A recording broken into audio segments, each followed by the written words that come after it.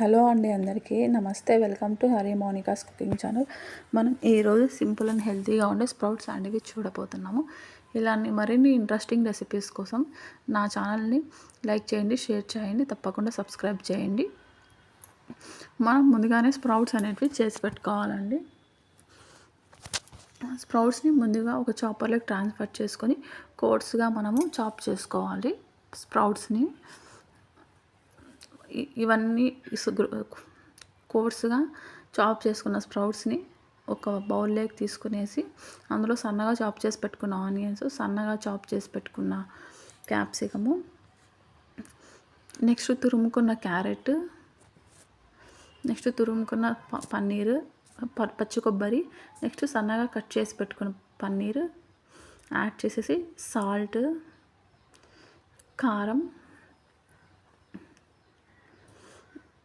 Next వచ్చేసి కొంచెం oregano add చేశాను నేను.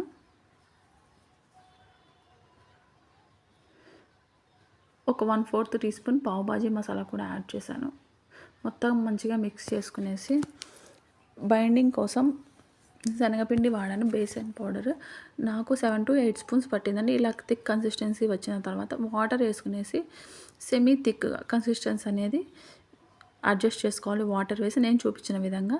నెక్స్ట్ ప్యాన్ పెట్టుకొని హీట్ అయిన తర్వాత ఆయిల్ కానీ బటర్ కానీ వేసేసి శాండ్విచ్ షేప్లో ప్లేస్ చేసేసి ఈ బ్యాటర్ని అనేది మనం లో ఫ్లేమ్లో 2 సైడ్స్ గోల్డెన్ బ్రౌన్ వచ్చే వరకు రోస్ట్ చేసుకోవాలి. సేమ్ ఇలాగా ఫస్ట్ ఒక 2 శాండ్విచ్ చేసుకొని పక్కన పెట్టుకోవాలి.